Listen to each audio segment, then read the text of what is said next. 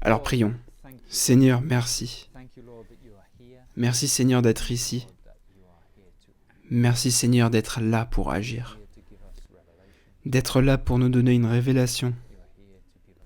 D'être là pour nous donner une vision et une compréhension.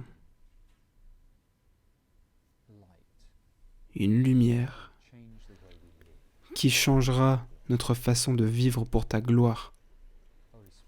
Saint-Esprit, sois notre professeur ce soir. Enseigne-nous pour la gloire de Jésus. Amen. Amen. Alléluia. Alors, allons-y. Je veux parler ce soir un peu, juste pour un court moment, maintenant 20 minutes, de la valeur du repos et de la paix en Dieu. La valeur du repos et de la paix en Dieu, parce que je pense que c'est quelque chose qui nous échappe constamment dans notre société. C'est un mystère pour notre société. Et je pense que c'est quelque chose que nous devons travailler pour arriver à une révélation, une compréhension, parce qu'il y a une culture prédominante axée sur la peur dans laquelle nous vivons en ce qui nous concerne nos vies.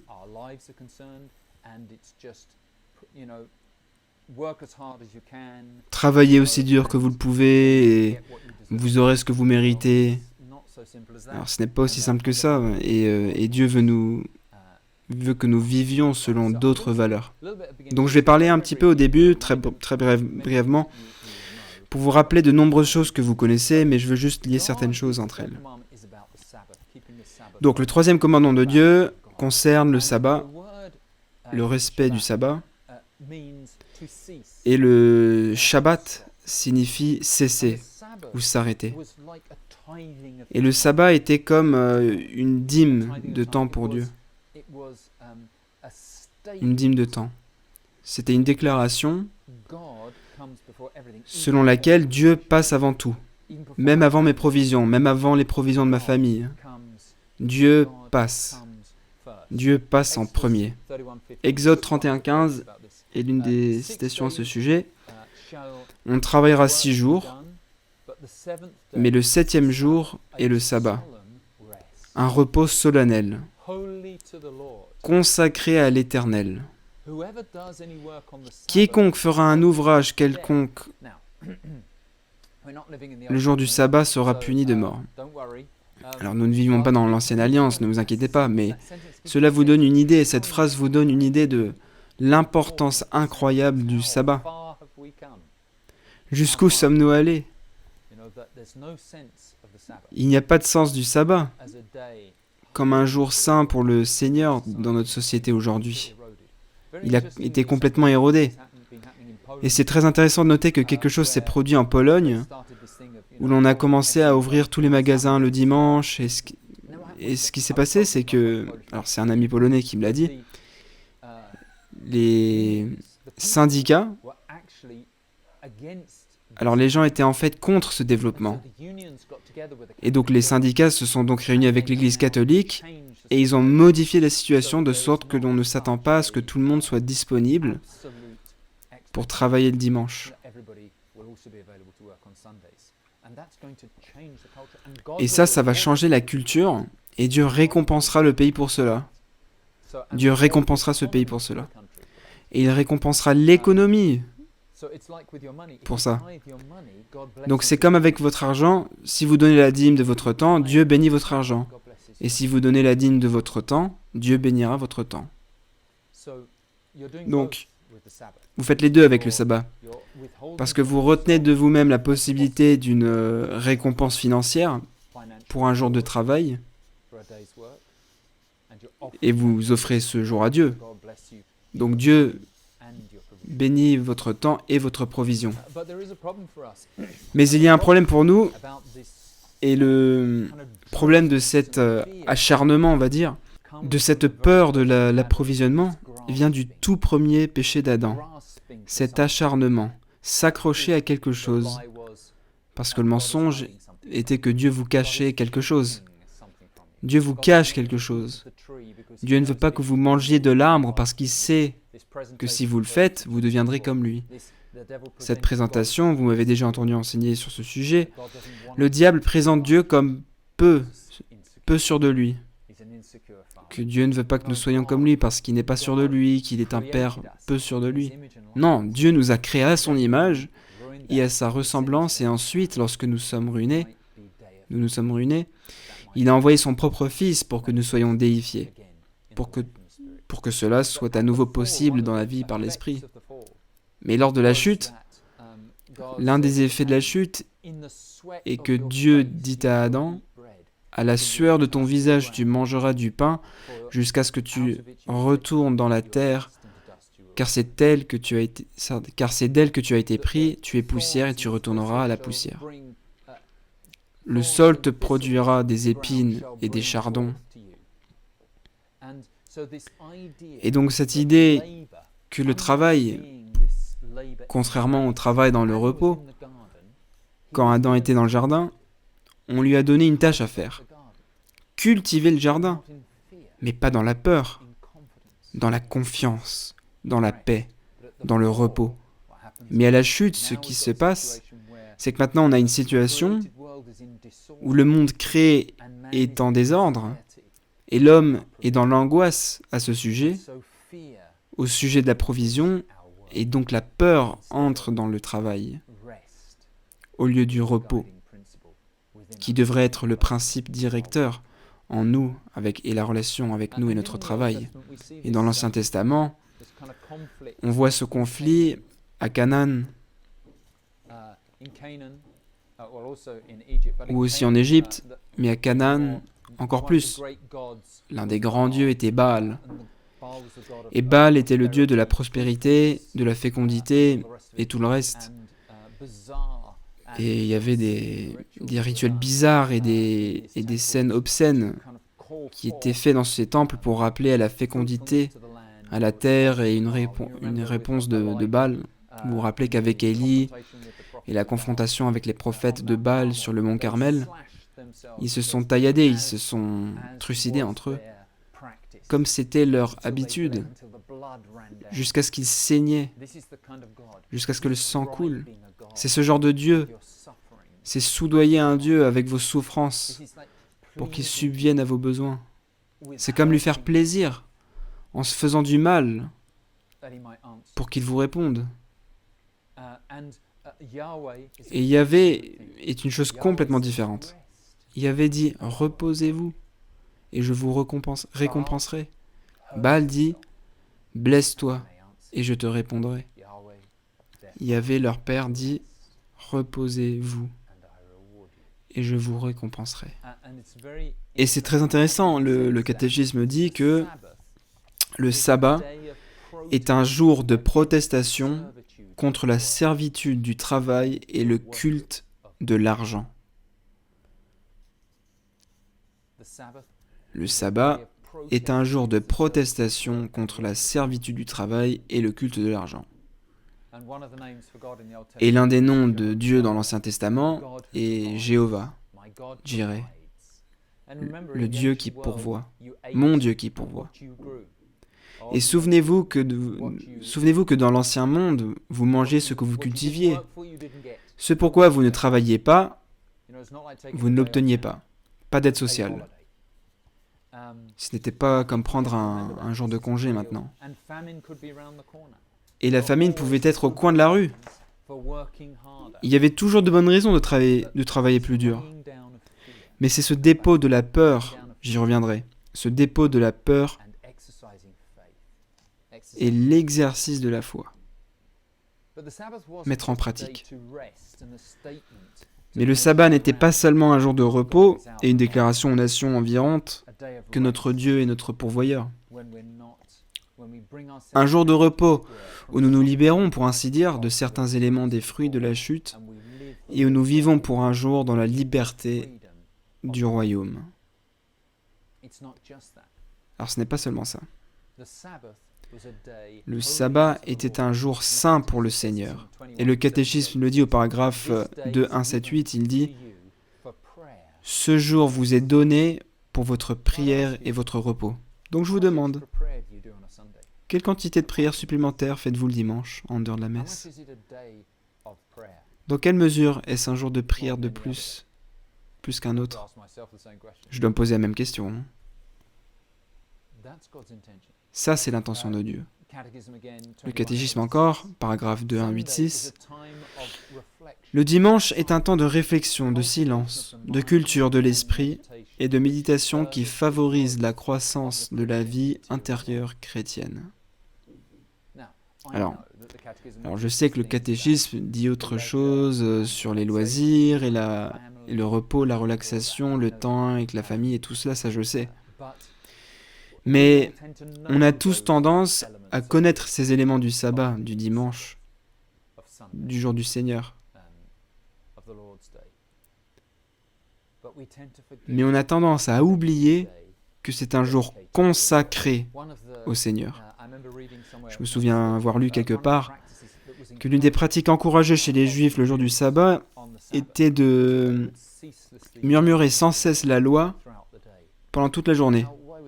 Alors pourquoi ils feraient ça? Alors déjà, c'est bien sûr pour l'établir dans la mémoire, mais dans un sens plus profond. Parce que lorsque vous parlez, que vous répétez la loi constamment, dans l'Ancien Testament, il y a cet appel des prophètes, encore et encore et encore, que la loi sera écrite sur nos cœurs. Et donc pour ceux qui ont compris cet appel, cette parole, la parole de la loi, la parole des Écritures, la Torah est prononcée encore et encore avec l'espoir qu'elle s'approfondisse, qu'elle se grave de plus en plus profondément et qu'elle se grave de plus en plus profondément dans la personne jusqu'à ce qu'elle soit gravée, et non pas sur les tables de pierre, mais sur notre cœur de chair. Notre cœur de chair.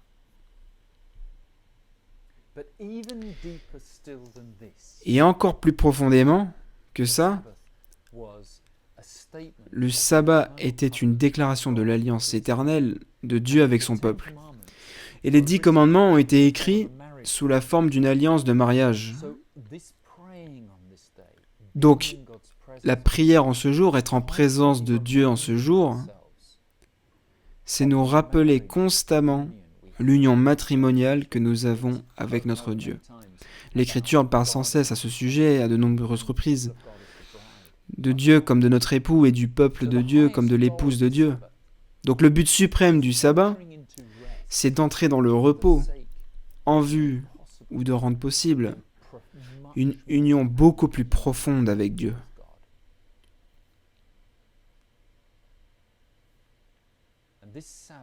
Et ce sabbat, cette vie, cette grâce du sabbat, est quelque chose qui doit passer de la loi à quelque chose qui est écrit dans nos cœurs. Que je vive le sabbat de Dieu dans nos cœurs. Et dans l'Épître aux Hébreux, il est question de notre entrée dans un sabbat éternel par le Christ. Matthieu 11, 28. Venez à moi, vous tous qui peinez et ployez sous le fardeau, et je vous donnerai du repos. Venez à moi, venez en prière. Vous tous qui êtes laborieux et lourdement chargés, vous tous qui travaillez dur, qui êtes fatigués et épuisés, déposez votre travail, déposez vos fardeaux, et je vous donnerai du repos. Et Jésus veut nous donner du repos, parce que c'est dans le repos que nous sommes disposés à l'union avec Dieu. Sans le repos, sans la paix, sans le calme, sans le recueillement, sans le repos d'une attention vivante à la présence de Dieu, l'union avec Dieu devient très très difficile. Et là, j'allais vous lire juste 2 ou 3 choses d'Hézéchius. C'est un chapitre de la Philokalia sur la vigilance et la sainteté. Et il dit, « Quand le cœur a acquis le calme, il percevra les hauteurs et les profondeurs de la connaissance. Et l'oreille de l'intellect calme sera faite pour entendre les choses merveilleuses de Dieu. Alléluia, magnifique, magnifique. Et après, plus loin dans le chapitre, il dit ceci, alors qu'il parle de la garde de l'intellect. Quand il parle de la garde de l'intellect, ils veulent vraiment dire, alors ce n'est pas tant le cerveau que la capacité contemplative, ce point en nous qui peut connaître Dieu et aimer Dieu. Mais il fait référence aussi à garder l'esprit, de le calmer. La garde de l'intellect peut être appelée, à juste titre, produire de la lumière, produire des éclairs, donner de la lumière et porter du feu, car elle surpasse véritablement les vertus infinies, corporelles et autres. À cause de cela, et à cause de la glorieuse lumière à laquelle elle donne naissance, la garde de l'intellect, c'est-à-dire le calme de l'esprit, le retour du cœur vers Dieu dans une attention amoureuse.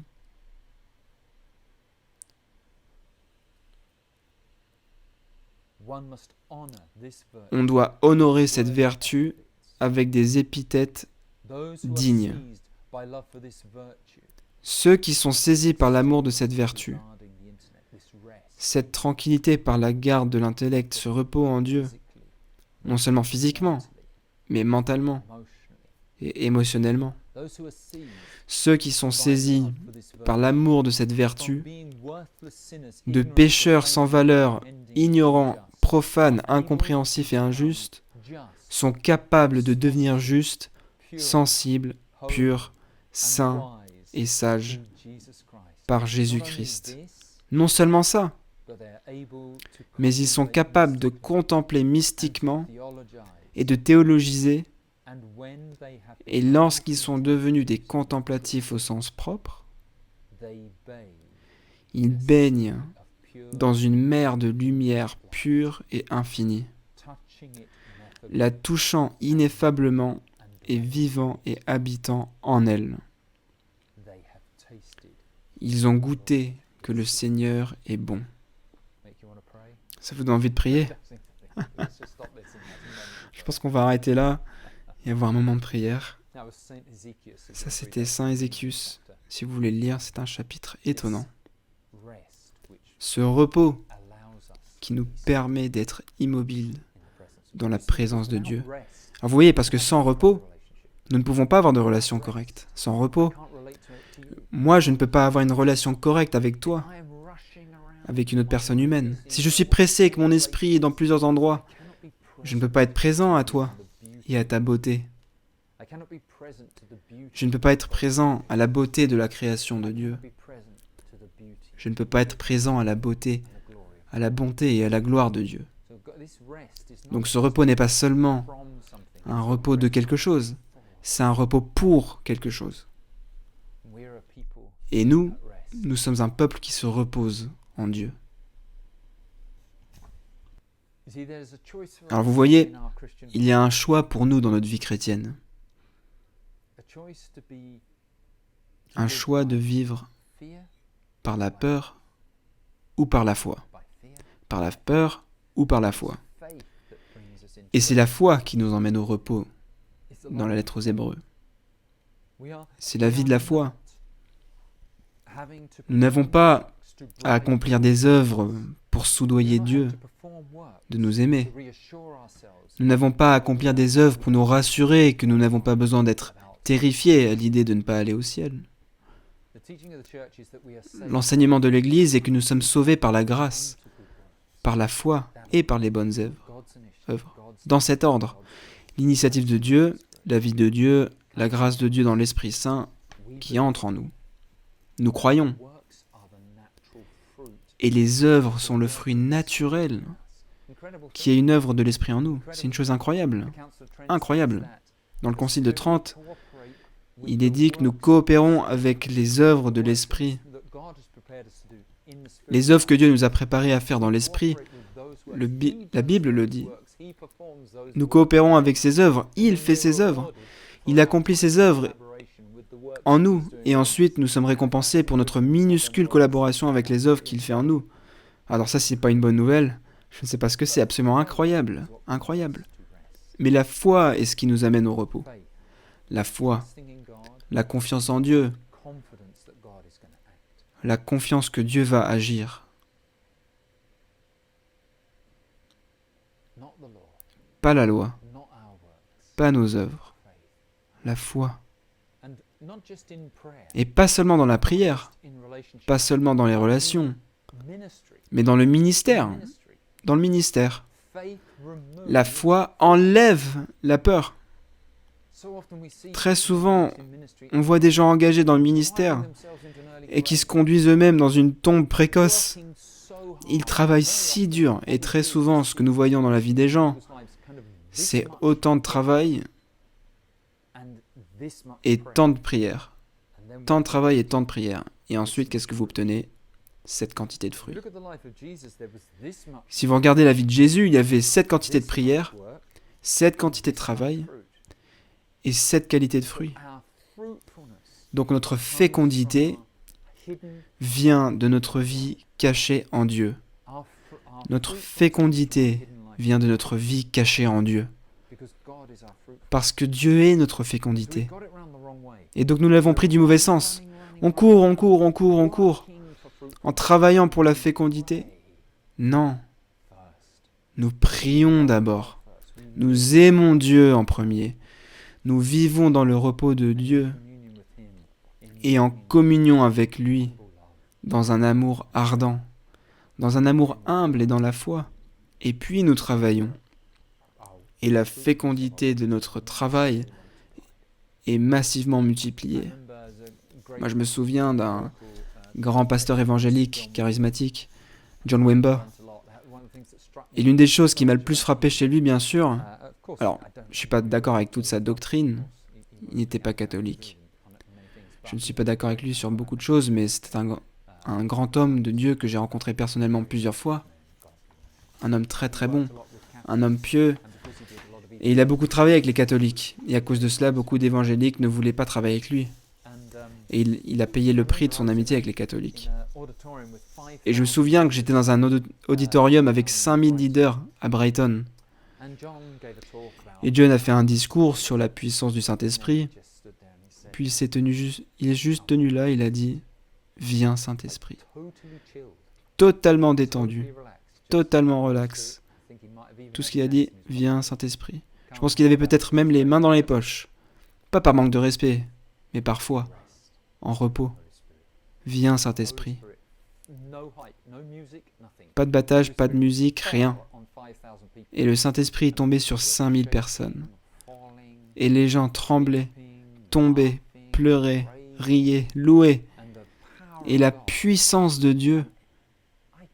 Et moi, je ne pouvais pas en croire mes yeux. Parce que je n'avais jamais vu quelqu'un prier comme ça avant. Il y avait eu beaucoup de ça. Dieu, allez, Dieu, Dieu. Ce genre d'effort. Et j'ai toujours été un peu tendu moi-même. Donc quand j'ai vu ça, j'ai pensé, gloire à Dieu, ça peut être comme ça. Vous voyez, Wigglesworth dit, vous pouvez prier toute la nuit, mais 5 minutes de foi vous feront plus de bien qu'une nuit de prière tendue. 5 minutes de foi. Parce que la foi sort du repos de la confiance. Dieu est ce qu'il dit qu'il est. Et je me connecte au repos de la foi, dans la foi. Et Wimber agissait dans la foi, dans le repos. J'espère que vous ne vous avez jamais vu nous fatiguer dans le ministère. Nous parlons des maladies, et grand nombre de maladies sont guéries. Lorsque nous organisons les conférences et les services de miracles, nous sommes frais, vous avez vu, mais tranquilles, nous sommes détendus. Ce n'est pas parce que nous n'aurons pas ce qui se passe, ou que nous pensons que ce n'est pas sain, mais parce que Dieu le fait, nous ne le faisons pas. Gloire à Dieu. Et Wimber avait l'habitude de dire ceci, dans le ministère, ne quittez jamais le tapis de la paix, ou le tapis de la paix ou un truc comme ça. Quelque chose comme ça. Un excellent petit conseil. Thérèse d'Avila, pour ceux d'entre vous qui ne sont pas très œcuméniques, que rien ne vous dérange. Que rien ne vous dérange. Mon directeur spirituel, qui est maintenant au paradis, Père Chris O'Donnell, il a été mon directeur pendant 25 ans. Il avait l'habitude de me dire, Damien, l'inquiétude est un péché, même pour les choses spirituelles. Ça vaut la peine d'y réfléchir, n'est-ce pas? Parce que lorsque je m'inquiète, je ne suis pas dans la foi. Je ne suis pas dans le repos. Donc terminons avec cette prière classique de saint Augustin. Nos cœurs ont été faits pour toi, Seigneur, et ils sont agités jusqu'à ce qu'ils se reposent en toi. Donc apprenons à nous reposer en Dieu. Apprenons ce que cela signifie et prions pour la grâce d'un repos saint, un saint repos, pour marcher avec un repos intérieur, que tout ce que nous faisons sera fait sous la bénédiction de Dieu dans le repos. Et ce que nous avons trouvé, c'est que plus nous sommes dans le repos, plus Dieu agit. Je ne veux pas dire être oisif, mais en repos. Dans les œuvres que nous sommes envoyés faire pour Dieu, plus nous sommes dans le repos, plus Dieu est actif dans la situation et notre fécondité est transformée. Amen, alléluia, gloire à Dieu. Ok, amen. Prenons donc un moment, saisissez quelque chose que j'ai dit, répétez-le à vous-même ou à quelqu'un qui est assis avec vous. Saisissez-le. Ne laissez pas l'ennemi venir vous le voler maintenant. Qu'est-ce qui, dans ce partage, vous a parlé, vous a donné un peu de vie, vous a peut-être convaincu? Saisissez, écrivez-le. Je vous laisse un instant pour le faire. Seigneur, donne-leur la lumière. Merci Seigneur.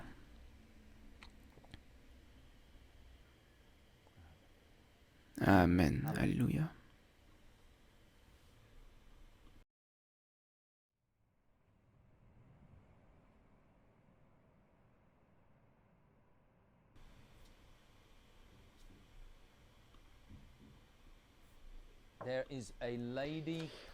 Il y a une dame, Maria, je crois que c'est Maria, c'est un dérivé de Mary.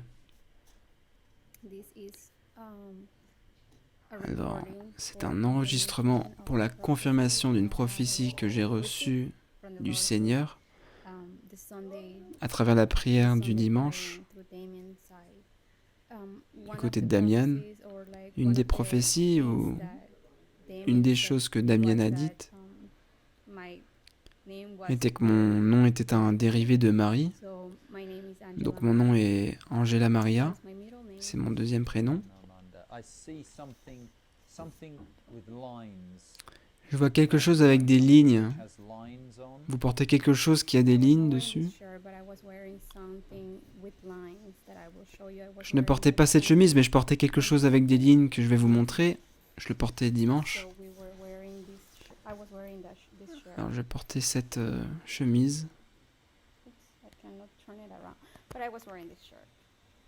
Voilà, je portais ce top à rayures.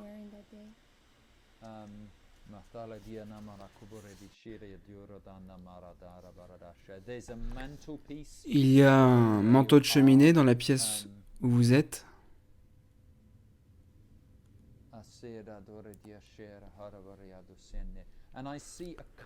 Et je vois une voiture. Il y a une maquette de voiture sur une étagère ou sur la cheminée, une maquette de voiture. Damien a parlé de ma maquette de voiture qui était sur le manteau de la pièce où je priais à ce moment-là. Il y a une cheminée ou une sorte de foyer avec une voiture à l'intérieur. Je vais vous le montrer. Donc ici, vous pouvez voir la maquette de voiture, elle est juste là. Et puis il y a le manteau, et puis il y a la cheminée. Je pense que vous posez des questions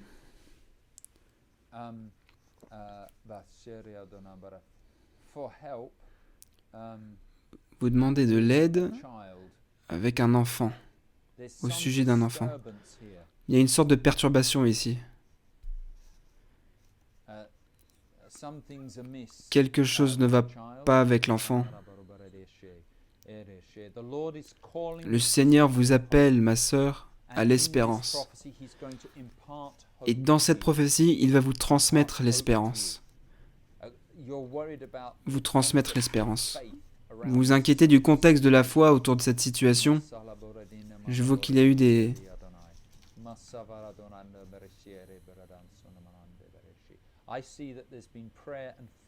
Je vois qu'il y a eu des prières et du jeûne pour cette situation. Donc il disait qu'on priait pour un enfant, c'est exact. Nous n'avons pas été en mesure de concevoir depuis plusieurs années, 6 ans pour être exact. Et je vois devant votre maison, il y a comme une allée ou un chemin en briques. C'est comme ça, c'est quelque chose comme ça. Une allée comme ça, avec des briques posées comme ça. Elles sont posées un peu comme ça.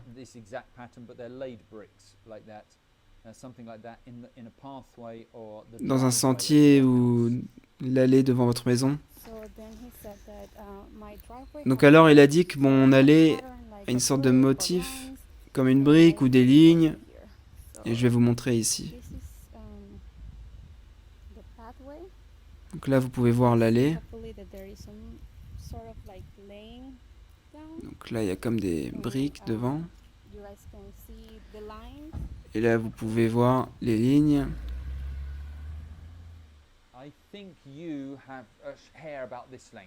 Je pense que vous avez des cheveux de cette longueur. Ils sont à peu près à cette longueur. Donc ce que je veux vous dire, c'est ceci. Je sens que le Seigneur vous dit que oui, il veut que vous priez, mais que vous priez pour une augmentation de votre foi, que lorsque vous priez, que vous ne priez pas dans l'angoisse, dans l'anxiété, mais priez pour un résultat. D'accord, alors moi, par exemple, je vois tant de miracles, et je dois encore prier, toujours, aujourd'hui, jusqu'aujourd'hui. Continuer à prier pour une augmentation de ma foi. Parce que les promesses concernant la prière sont liées à la prière de foi.